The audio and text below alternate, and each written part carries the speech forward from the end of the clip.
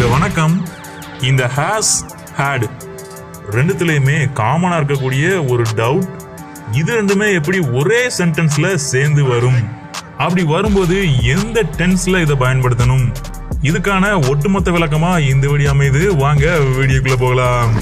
முதல்ல இந்த has had ரெண்டுமே have form primary auxiliary verbsங்கிறத நாம எப்பவுமே மறந்துடக்கூடாது. இதை எதுக்காக have form primary auxiliary verbsன்னு சொல்றோம் அப்படிங்கிறதுக்கான விளக்கம் நம்ம சேனலுக்குள்ள auxiliary verbs பிளேலிஸ்ட் ஃபுல்லாவே தெளிவா இருக்குது. தேவைப்படுறவங்க தாராளமா செக் பண்ணி பாருங்க, லிங்க் டிஸ்கிரிப்ஷன்ல இருக்குது. சரி, இந்த ஹேஸும் ஹேடும் எப்படி எந்த டென்ஸ்ல பயன்படுத்தணும், இதை தான் நாம பார்க்க வந்தது. வாங்க பார்த்துடலாம். இந்த சென்டென்சஸ் பாருங்க. He has taken the bag. He has had a bag. இதுல ஃபர்ஸ்ட் சென்டென்ஸ்ல has taken பயன்படுத்தி இருக்கிறோம். செகண்ட் சென்டென்ஸ்ல நாம தேடி வந்த has hadன்னு பயன்படுத்தி இருக்கிறோம். இது ரெண்டுக்குமான வித்தியாசம் புரிஞ்சா இது எப்படி ஒரே சென்டென்ஸ்ல has had வந்தது அப்படிங்கிறதுக்கான விளக்கம் உங்களுக்கு ரொம்பவே தெளிவா புரிஞ்சிடும். ரொம்பவே இன்ட்ரெஸ்டிங்கா இருக்கும். வாங்க தெரிஞ்சுக்கலாம். முதல்ல he has taken the bag. இந்த இடத்துல அவன் பேக்கை இப்போதான் எடுத்திருக்கிறான். ஸோ இது ஒரு ப்ரெசன்ட் பர்ஃபெக்ட் டென்ஸ்ல வந்திருக்குது. இந்த இடத்துல ஹேஸ் ஆனது நீங்க நோட் பண்ண வேண்டியது சிங்குலர் சப்ஜெக்டுக்கு மட்டுமே பயன்படுத்தணும். இந்த இடத்தை பொறுத்த வரைக்கும் ஹீங்கிறது சிங்குலர் தான், அதனால தாராளமா இந்த ஹேஸை பயன்படுத்திக்கலாம். இன்னொரு ரூல், பர்ஃபெக்ட் டென்ஸ்ல பயன்படுத்தணும். ஸோ அது மாதிரியே பர்ஃபெக்ட் டென்ஸ்ல பயன்படுத்தி இருக்கிறோம். இப்போதான் அவன் பேக்கை எடுத்திருக்கிறான். இந்த ஆக்ஷன் இப்போ முடிஞ்சிருச்சு, அதாவது ப்ரெசன்ட் பர்ஃபெக்ட்ல இப்போதான் முடிஞ்சிருக்குது. இனிமே தான் நீங்க தெளிவா கவனிக்கணும். இந்த இடத்துல டேக்கன் அப்படிங்கிறது மெயினான ஆக்ஷன், எடுத்தல் அப்படிங்கக்கூடிய மெயினான ஆக்ஷனை குறிக்கக்கூடிய மெயின் வேர்ப். இதை பார்த்த உடனே சொல்வீங்க take, took, taken. So past பார்ட்டிசிபிள்ல வந்திருக்கிறதாக சொல்வீங்க. சரிதான், ஆனா இதை எப்படி டேக், டூக், டேக்கன்லாம் எப்படி நாம go, went, gone, write, wrote, written இப்படிலாம் படிச்சுட்டு வந்தோமோ அந்த மாதிரி அந்த மெத்தடில் படிக்க கூடாது. ஏன்னா ஒரிஜினலா இங்கிலீஷ்ல மெயின் வேர்ப் ஆனது இந்த மாதிரி 3 ஃபார்ம்ஸ்ல இல்லாம ஒட்டு மொத்தமா 5 ஃபார்ம்ஸ்ல வரும். ஸோ 5யுமே தெளிவா படிச்சிருக்கணும். நீங்க இன்னும் படிக்கல அப்படின்னா நம்ம சேனலுக்குள்ள மெயின் வேர்ப் பிளேலிஸ்ட்டை செக் பண்ணி பாருங்க. அங்க ஏன் இதை இப்படி பயன்படுத்தக்கூடாதுங்கிறதுக்கான விளக்கம் ரொம்பவே தெளிவா இருக்குது. மெயின் வேர்ப் பிளேலிஸ்ட் சேனலுக்குள்ள இருக்குது, லிங்க் டிஸ்கிரிப்ஷன்ல இருக்குது. சரி, ஓகே. இது ஒரு மெயின் வேர்ப்ங்கிறதும் டேக்கன், எடுத்தல் அப்படிங்கக்கூடிய மெயினான ஆக்ஷனை குறிக்குது. அதுலயும் பாஸ்ட் பார்ட்டிசிபிளா வந்திருக்குது. இது ஒரு பக்கம் வச்சுக்கோங்க. இந்த ஹேஸ் ஆனது இந்த பாஸ்ட் பார்ட்டிசிபிளா குவாலிஃபை பண்ணி இந்த ஆக்ஷன் ஆனது இப்போ முடிஞ்சிருக்குது அப்படிங்கிறது தான் குறிப்பிடுது. ஸோ ப்ரெசன்ட் பர்ஃபெக்ட் டென்ஸ்ல இப்போ அவன் பேக்கை எடுத்திருக்கிறான் அப்படிங்கிறத குறிக்கிறதுக்காக தான் இந்த டேக்கன் அப்படிங்கக்கூடிய மெயின் வேர்பு கூட ஒரு சின்ன ஹெல்பிங் வேர்பா இந்த ஹேஸ் ஆனது வருது. வந்து இந்த ஆக்ஷன் இப்போ முடிஞ்சிருக்குது அப்படிங்கிறத குறிப்பிடுது. ஸோ எப்படி இந்த டேக்கன் ஆனது ஒரு மெயின் வேர்போ, ஹேஸ் ஆனது ஒரு ஆக்சிலரி வேர்போ, அது மாதிரியே தான் ரெண்டாவது சென்டென்ஸ்ல he has had a bag.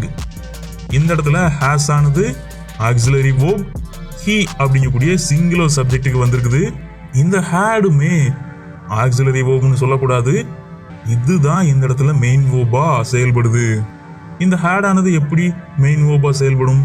have, has, had இந்த 3மே ஆக்சிலரி வேர்ப்னு தான் படிச்சு வந்திருக்கிறோம். அப்படிங்கிறத இப்ப பார்த்துடலாம். இந்த 2 எக்ஸாம்பிள்ஸ் பாருங்க. Ramu has 2 chocolates. Ramu had 2 chocolates. இந்த இடத்துல has ஆனது மெயின் வேர்பா செயல்பட்டு இருக்குது. அதுலயும் இப்போ பிரசன்ட்ல, சிம்பிள் பிரசன்ட்ல ராமு 2 சாக்லேட்ஸ் வச்சிருக்கிறான். ஸோ வைத்திருத்தல் அப்படிங்கக்கூடிய மெயினான ஆக்ஷனை குறிப்பிடுது.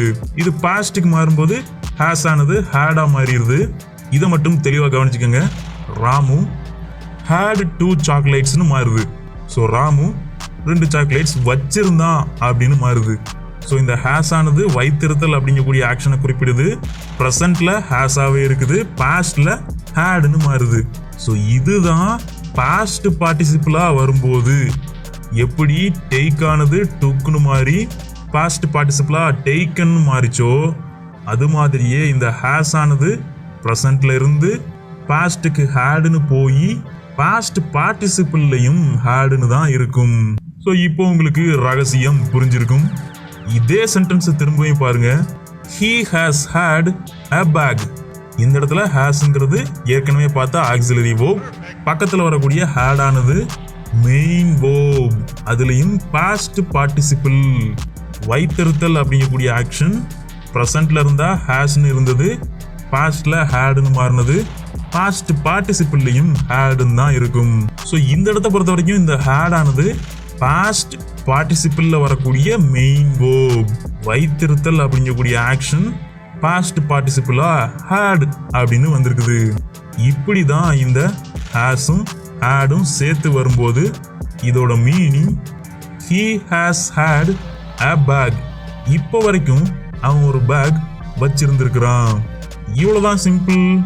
எப்படி ராமு ஹேஸ் 2 சாக்லேட்ஸ்னு ப்ரெசன்ட்ல இருந்ததோ, ராமு ஹேட் 2 சாக்லேட்ஸ்னு பாஸ்ட்ல மாறிச்சோ, அதாவது அந்த மெயின் verb ஆனது பாஸ்ட்ல ஹேடுன்னு மாறிச்சு, அதே இது பாஸ்ட் பார்ட்டிசிபிளா வரும்போதும் ஹேடுன்னு தான் இருக்கும். அதை ப்ரெசன்ட் பர்ஃபெக்ட் டென்ஸ்ல பயன்படுத்தும் போது he has taken the bag. அவன் ஒரு பேக்கை எடுத்திருக்கிறான் அப்படின்னு பயன்படுத்தணும். அது மாதிரியே தான் he has had a bagனு பயன்படுத்தணும். ஸோ மேலே பொறுத்த வரைக்கும் hasங்கிறது ஆக்சிலரி verb, taken அப்படிங்கிறது மெயின் verb. அது மாதிரியே தான் கீழே இருக்கக்கூடிய சென்டென்ஸ்ல hasங்கிறது ஆக்சிலரி verb, hadங்கிறது மெயின் verb. ஸோ பாஸ்ட் பார்ட்டிசிபிளா வந்திருக்குது. சரி, ப்ரெசன்ட் பர்ஃபெக்ட் டென்ஸ்ல வந்ததுனால ஹேஸ் ஹேடுன்னு பயன்படுத்திட்டோம். பாஸ்ட் பர்ஃபெக்ட்ல வந்தா ஹேடுன்னு பயன்படுத்தலாமா அப்படின்னா தாராளமா பயன்படுத்தலாம். எக்ஸாம்பிள் பாருங்க. He had a bag. அவன் அப்போ பாஸ்ட்ல ஒரு பேக் வச்சிருந்தான். ஸோ அப்போவே அந்த ஆக்ஷன் முடிஞ்சிருந்தது. பர்ஃபெக்ட் பாஸ்ட்ல பர்ஃபெக்ட் அப்படிங்கிறத குறிப்பிடும். அதுல ஃபர்ஸ்ட்ல வரக்கூடிய ஹேடு ஆக்சிலரி verb ஆகவும், செகண்டா வரக்கூடிய had main verb, past participle form of main verb ஆகவும் செயல்படும். ஸோ ப்ரெசன்ட் பர்ஃபெக்டா இருந்தா he has had a bag, past பர்ஃபெக்டா இருந்தா he had a bag. இப்படி பயன்படுத்திக்கலாம். இதை தான் நிறைய பேர் குழப்பிக்கிட்டே இருப்பாங்க. இன்னைக்கு இது உங்களுக்கு தெளிவா புரிஞ்சிருச்சு. ஒருவேளை ஒரு சென்டென்ஸ்ல ஹேஸையும் ஹேடையும் சேர்த்து பயன்படுத்தினா ஃபர்ஸ்ட்ல வரக்கூடிய ஹேஸ் ஆனது ஆக்சிலரி verb, இதை சிங்குலர் சப்ஜெக்ட்டுக்கு பயன்படுத்தணும், ப்ரெசன்ட் பர்ஃபெக்ட் டென்ஸ்ல பயன்படுத்தணும், பக்கத்தில் வரக்கூடிய ஹேட் ஆனது மெயின் verb, அதுலயும் பாஸ்ட் பார்ட்டிசிபிளா வந்திருக்குது. அப்படி வரும்போது வைத்திருத்தல் அப்படிங்கக்கூடிய மெயினான ஆக்ஷனை குறிப்பிடும். இதுல இருந்து உங்களுக்கு ஒன்று புரிஞ்சிருக்கணும். இந்த have, has, had இது மூணுமே ஆக்சிலரிஸ்னு படிச்சிருப்போம்.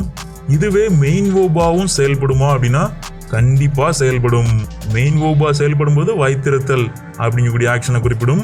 ஆக்சிலரி verb-ஆ செயல்படும் போது சும்மா ஒரு ஹெல்பிங் verb-ஆ பர்ஃபெக்ட் டென்ஸ்ல செயல்படும். ஹேவும் ஹேஸும் ப்ரெசன்ட் பர்ஃபெக்ட்ல பயன்படுத்தணும், ஹேடு மட்டும் பாஸ்ட் பர்ஃபெக்ட்ல பயன்படுத்தணும்.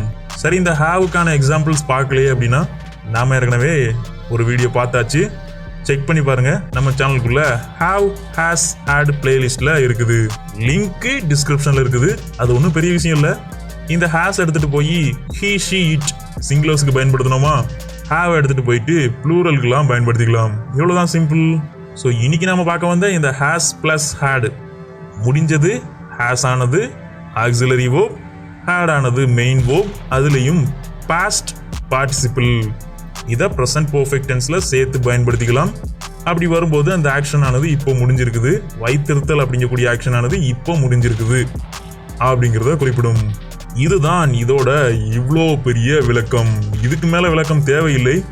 ஒருவேளை இதுல உங்களுக்கு டவுட்ஸ் இருந்தா நம்ம சேனலுக்குள்ள வந்து எந்த வீடியோக்கள் வேணாலும் கமெண்ட் பாக்ஸ்ல கேட்டு வைக்கலாம். உங்களுக்கு spoken English, return English, English grammar இதுல எந்த ஏரியாவில் டவுட்டா இருந்தாலும் தாராளமா நம்ம சேனலுக்குள்ள வந்து எந்த வீடியோ கீழே வேணாலும் எப்போ வேணாலும் கமெண்ட் பாக்ஸ்ல கேட்டு வைக்கலாம். அல்லது நம்ம சேனலுக்குள்ள போயிட்டு அபவுட் பேஜ்ல நம்ம சேனலோட இன்ஸ்டாகிராம் பேஜோட லிங்க்கும் அங்கே இருக்குது.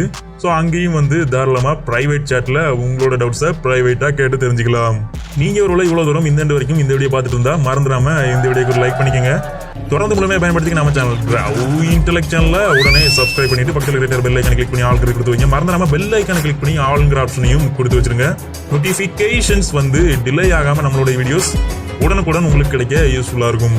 தொடர்ந்து இணைந்திருக்க நம்ம சேனல் இன்டெலெக்ட்.